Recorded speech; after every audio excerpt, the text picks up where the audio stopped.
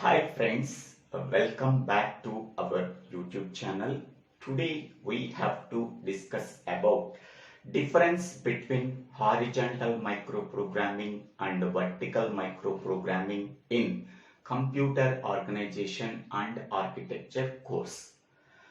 First of all, what is microprogramming and what are the types of microprogramming?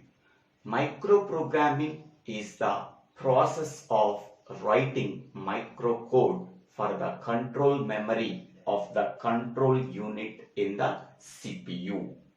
Then it can be called as microprogramming.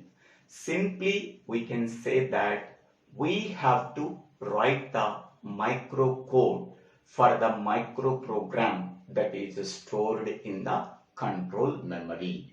That process can be called as microprogramming. There are two types of microprogrammings are there. First one is horizontal microprogramming. Second one is vertical microprogramming. In the case of horizontal microprogramming, we have to write the microcode for the horizontal micro instruction.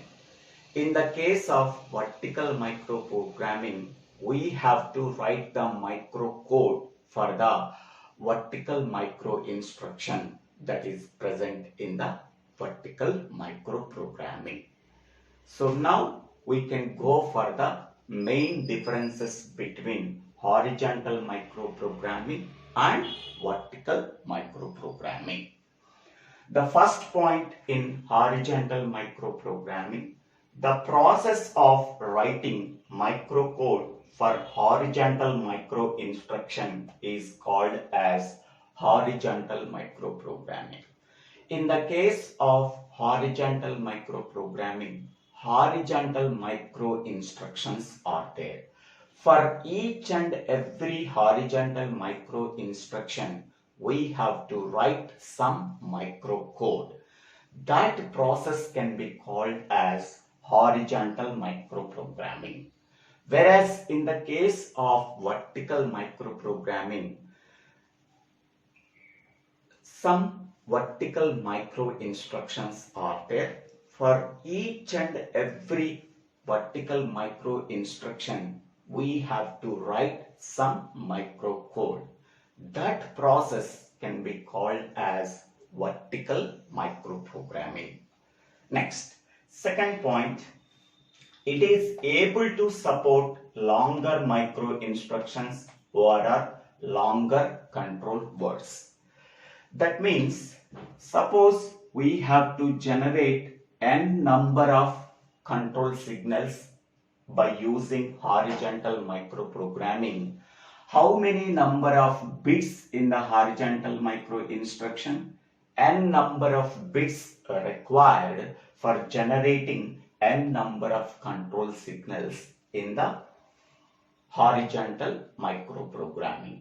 Suppose we require more number of control signals, hence we require more number of bits in the horizontal micro instruction. Hence we can say that each and every horizontal micro instruction is a longer micro instruction, whereas in the case of vertical microprogramming, we require n number of control signals. For that purpose, we require only log n base 2 number of bits. Okay, to generate 8 control signals, log 8 base 2, that is 3 bits are sufficient in the vertical micro instruction for generating 8 control signals. Whereas in the case of horizontal microprogramming, to generate 8 control signals, we require 8 bits in the horizontal micro instruction. So because of that reason, we can say that horizontal microprogramming support longer micro instructions. That means more number of bits are required for generating more number of control signals.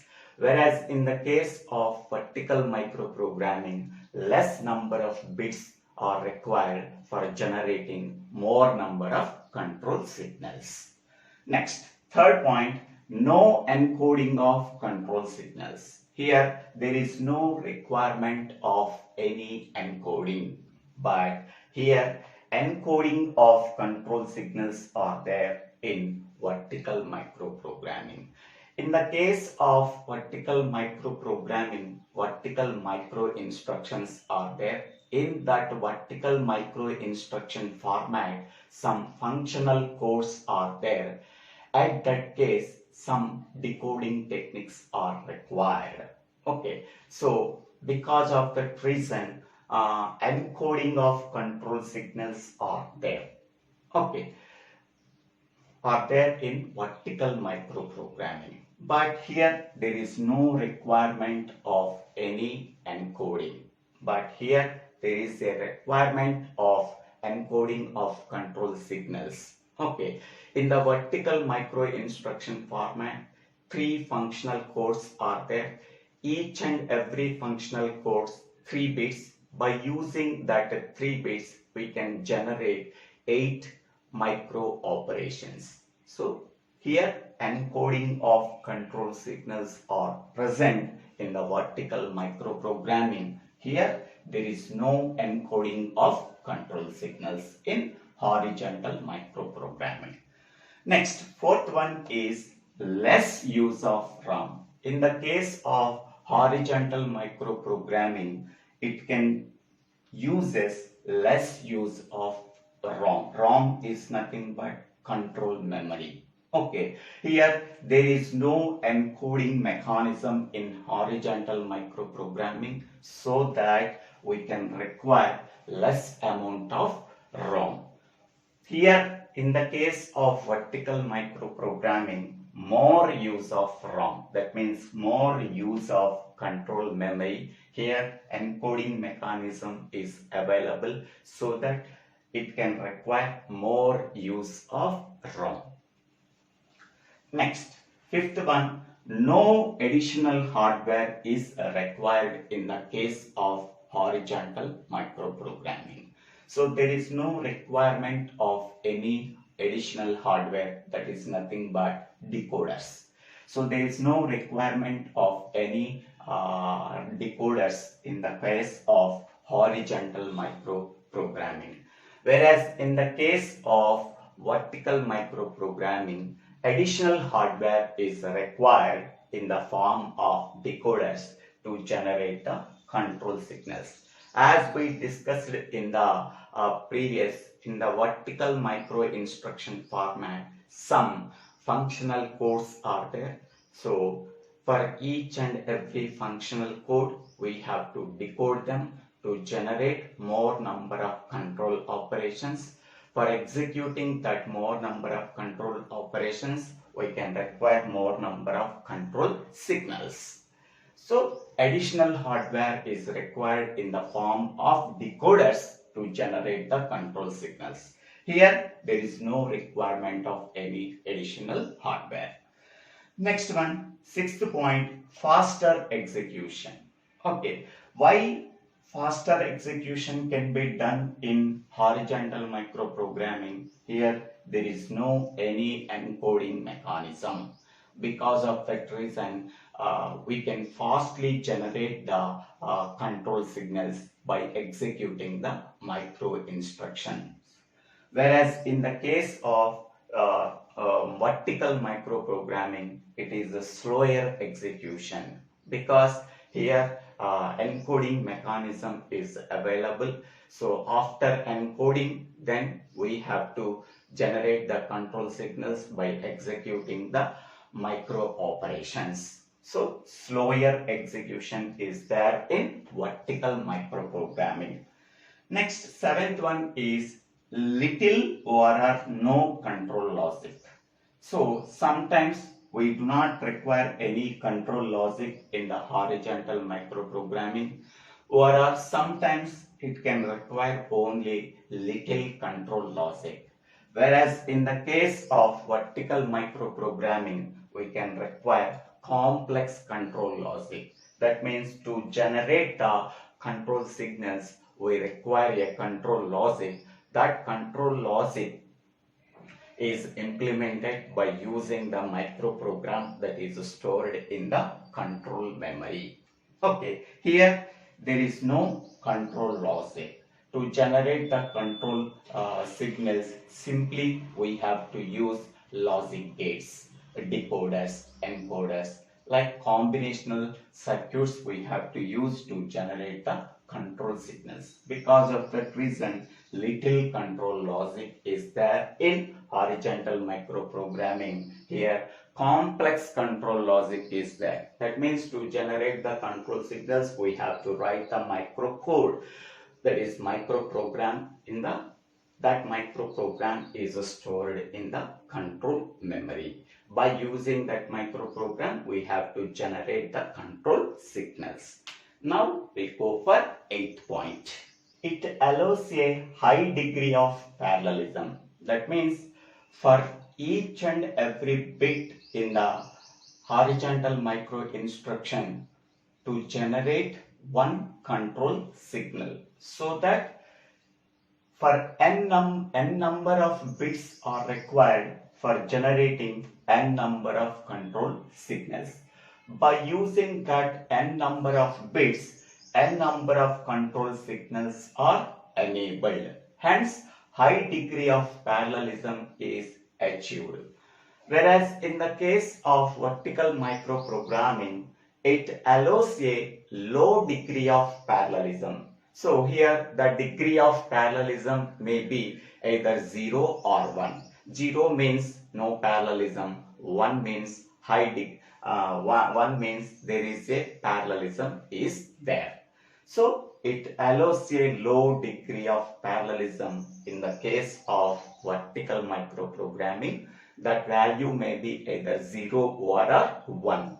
Whereas in the case of horizontal microprogramming, high degree of parallelism is there. For generating n number of control signals, we can require n number of bits in the horizontal micro instruction. Next, 9th point, it is more flexible because each control bit is independent of each other. So horizontal microprogramming is more flexible because n number of bits are there for generating n number of control signals, so that each and every bit can generate one control signal, so that each and every control bit is independent of each other. There is no dependency between the n number of control bits. Here it is less flexible, whereas in the case of vertical microprogramming, it is less flexible. There is a dependency is there between the micro instructions that are stored in the control memory.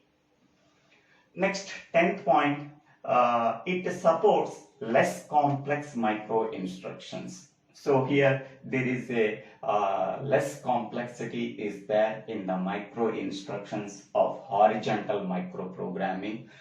Here, whereas in the case of vertical microprogramming, more complex micro instructions are there. Here, some encoding and decoding is there in the vertical microprogramming, so that it can require more complex micro instructions.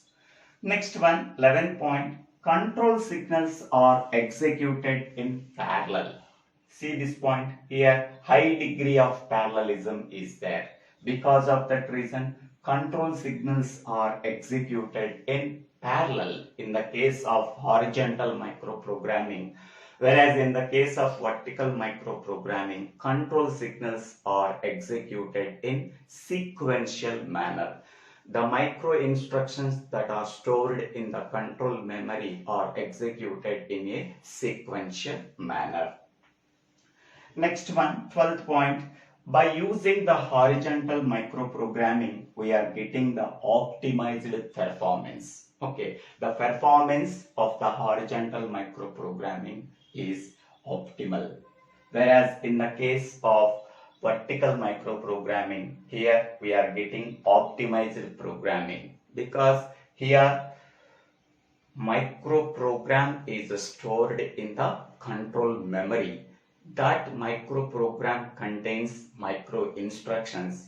That micro instructions generate the control signals by executing various micro operations, so that everything can be done through programming in vertical microprogramming, so that we are getting optimized programming. Here we are getting optimized performance. Next one, horizontal microprogrammed control unit contains horizontal micro instructions. If each and every bit in the horizontal micro instruction is attached to a separate control line. So that means we know that in the case of horizontal microprogramming, we have to use horizontal microprogrammed control unit. In that horizontal microprogrammed control unit, we have to store the horizontal microprogram. In that horizontal microprogram, we have to store the horizontal micro instructions. Every bit in the horizontal micro instruction is attached to a separate control line for generating the control signal. Whereas in the case of vertical microprogrammed control unit, we have to store the vertical microprogram in the control memory. For generating the control signals, we have to write the code. We have to write the code in the form of micro instructions that is stored in the control memory as a microprogram. Here, microcode is used for each action to be performed. To perform any action in the case of vertical microprogramming, we have to write the microcode. And this microcode can be translated into a individual control signals. Once suppose we want to perform a particular operation. In the vertical microprogramming, we have to write the microcode. That microcode can be translated by applying the translations. We are generating the individual control signals. So for each and every action, we have to write the microcode. Once we are writing the microcode, decoder is used to convert into the particular control signal that is there in the vertical microprogramming. So these are the 13 differences between horizontal microprogramming and vertical microprogramming. I hope all of you understanding this video. If you have any doubts, please put your doubts in the comment section. I will try to clarify your doubts. If you really understanding this video, please subscribe my YouTube channel. So Divvela Srinivasa Rao. After subscribing my YouTube channel, click on the bell icon to get the future updates in my YouTube channel. Thank you one and all for watching this video.